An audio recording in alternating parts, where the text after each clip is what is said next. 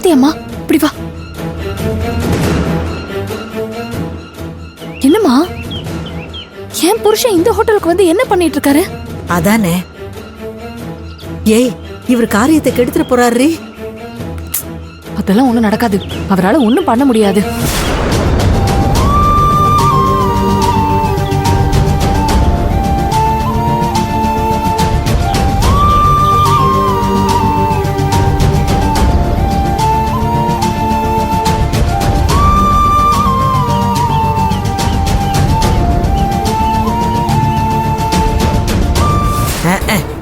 இதுக்கு ஒன்னும் குறைச்சல் இல்ல. மா, இன்னைக்கு அவ என்னதான் பண்ணாலும் இன்னைக்கு அவ பேர் கெட்டு போய் இந்த ஹோட்டல் தொழிலே வேண்டான்னு சொல்லி ஓட போறா பாரு.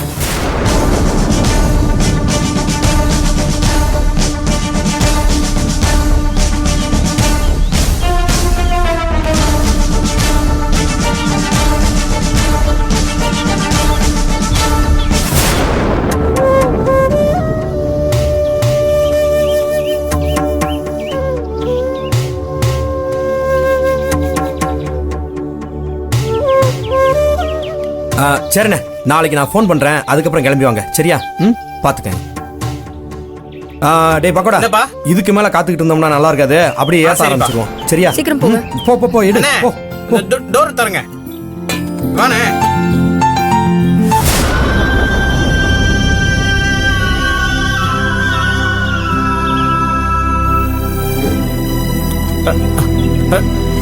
கொடுங்க மாப்ள. வேலு வேலு, திறன வந்திருக்காரு. வேலு யாரு? அங்க பாரு.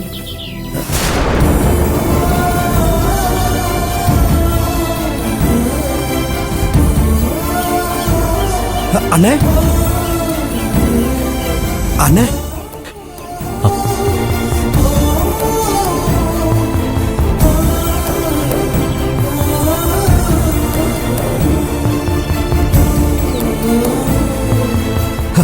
அண்ணே, என்னன்னு எங்க நின்னுட்டு இருக்க?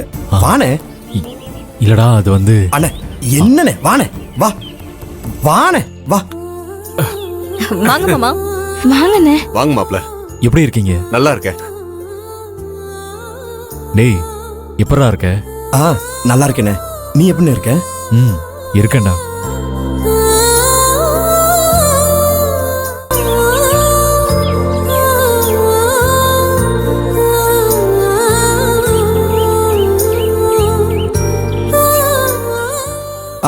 செல்வி, என்னங்க பாத்துக்கிட்டே இருக்கீங்க? அண்ணனுக்கு குடிக்கிறதுக்கு ஏதாவது எடுத்துட்டு வாங்க. ஐயோ, இருங்க வேலு. இல்ல செல்வி, வேணாம். மாமா, நான் ஏதாவது எடுத்துட்டு வரேன். இருக்கட்டுமா, அதெல்லாம் ஒண்ணு வேணாம். வேலு, என்ன மன்னிச்சிடுறா. அண்ணே, என்னண்ணே என்ன பண்ணிட்டு இருக்க? இல்லடா, எனக்கு என்ன சொல்றதுன்னே தெரியல. உனக்கு முன்னாடி பிறந்தவன் நான்ற ஒரே காரணத்துக்காக நீ என் மேல வச்சிருக்கிற மரியாதைக்கும் அன்புக்கும் நான் தகுதியானவனானே தெரியலடா. என்னண்ணே, ஏன் இப்படி எல்லாம் பேசிட்டு இருக்க? இல்லடா, உனக்கு இருக்கிற பக்குவமும் யோசனையும் கூட உனக்கு அண்ணனா பிறந்துட்டு எனக்கு இல்லாம போச்சேடா. அண்ணே, ஏன் இப்படிப்பட்ட வார்த்தையெல்லாம் பேசிட்டு இருக்க? இல்ல வேலு, ஆத்திரக்காரனுக்கு புத்தி மட்டும் அவனுக்கு வாழ்க்கையில துக்கம் துயரம் ஏதாவது வரும்போதுதான் புத்தி தெளியும்னு சொல்லுவாங்க. அந்த மாதிரிதான் இப்ப எனக்கும். எனக்கு இருக்கிற கோபம் கண்ணை மறைச்சது மட்டும் இல்லாம என்னை விட சின்னவன் நீ, உனக்கு என்ன தெரியுங்கிற பெரிய மேதாவி மாதிரி யோசிச்சிட்டா. ஆனா நீ சின்னவனா இருந்தாலும் மனசளவுல பக்குவத்துல எல்லாத்துலயும் நீ பெரியவன்டா. நீதான் பெரியவன். அண்ணே, என்னண்ணே என்னாச்சு? பாலை விட ஏடுதான் இனிக்கும்னு சொல்லுவாங்க. நீ தூய்மையானவன்டா. உன்னை போய் சந்தேகப்பட்டு உன் மேல கோவப்பட்டு மதி இழந்து போயிட்டேன். நான் தப்பு பண்ணிட்டேன். தப்பு பண்ணிட்டேன். என்னண்ணே இது?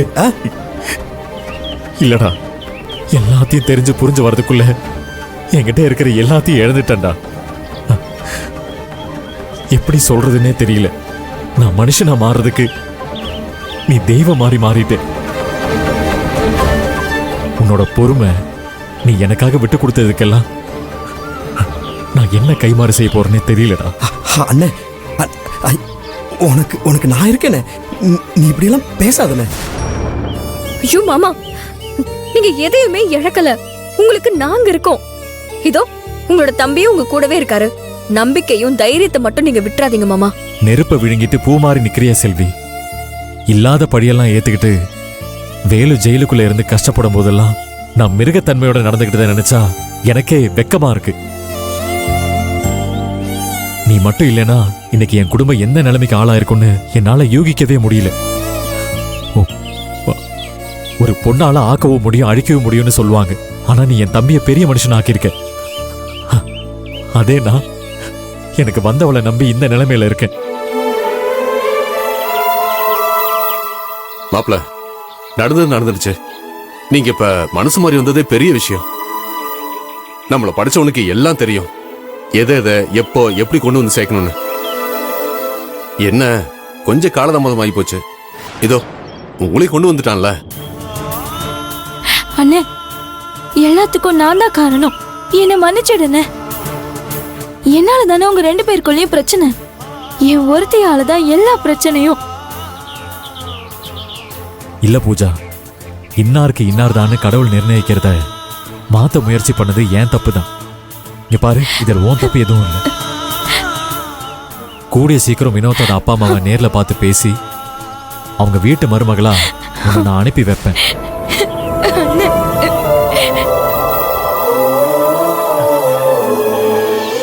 அடடடடா, இங்க நடக்கிறதெல்லாம் பார்க்கும்போது நான் வந்து இந்த உலகத்துல தான் இருக்கனா இல்ல வேற ஏதாவது உலகத்துல இருக்கனா தெரியலையே. இதெல்லாம் நிஜம்தானா? ஐயோ, என் கண்ணை என்னாலயே நம்ப முடியலையே. ஐயோ ஐயோ ஐயோ,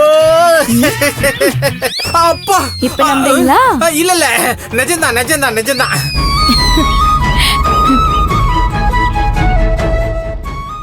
அண்ணே, கடை எப்படின்னு இருக்கு? டேய் வேலு, பிரமாதமா இருக்குடா. சின்ன இடமா இருந்தாலும் ரொம்ப அருமையா பண்ணி வச்சிருக்கேன். கடை எப்படி இருந்தாலும் கைப்பக்குவத்துக்கு ஸ்டார் ஹோட்டல் கூட கிட்ட வர முடியாது. என்னடா பக்கோடா, இங்க வேலு கூட வந்து செட்டில் ஆயிட்ட போல. ஆமாண்ணே, அங்க வேலையை விட்டு அமிச்சதுக்கு அப்புறம் நேரா வேலுவை தான் வந்து பார்த்தேன். கூடவே இருறா அப்படின்னா அதனால இங்கே இருந்துட்டேனே. மாமா, நாங்க இப்படி ஹோட்டல் போடுறதுக்கு ஐடியா கொடுத்ததே பக்கோடா தான். பக்கோடாவும் இப்ப இந்த ஹோட்டலுக்கு ஒரு பார்ட்னர் தான். உன் வாழ்க்கையில நீ உருப்படியா செஞ்ச ஒரே விஷயம் இது மட்டும் தான்டா. அண்ணே, கரெக்டா சொன்னே. வேலு, அண்ணே, நான் உன்னை இங்க பார்க்க வந்ததே ஒரு முக்கியமான விஷயத்தை பத்தி பேசுறதுக்காக தான். நம்ம அக்காவுக்கு வளகாப்பு நடத்த போறதை பத்தி அம்மா உங்ககிட்ட சொல்லியிருப்பாங்களே. ஆமாண்ணே, ஏதோ தேதி குறிக்கணும்னு சொல்லிட்டு இருந்தாங்க. ஆமாடா வேலு, ஜோசியரை பார்த்து நல்ல நாள் குறிச்சு நல்லா சிறப்பா நடத்துறோம். அக்கா மனச குளிர வைக்கிறோம். மாமா, ரொம்ப நல்லது. நாங்களே இத பத்தி உங்ககிட்ட பேசலான்னு தான் இருந்தோம். ஆனா அந்த கடவுளே அதுக்கான வழியை காட்டிட்டாரு. அது மட்டும் இல்ல செல்வி, நீங்க இந்த ஓட்டு வீட்டுல கஷ்டப்பட்டதெல்லாம் போதும். இனிமே நீங்க இங்க இருக்க வேணாம். அக்கா வளகாப்பு நடத்துற அதே நல்ல நாள்ல நீங்களும் சந்தோஷமா நம்ம வீட்டுக்கு வரணும்.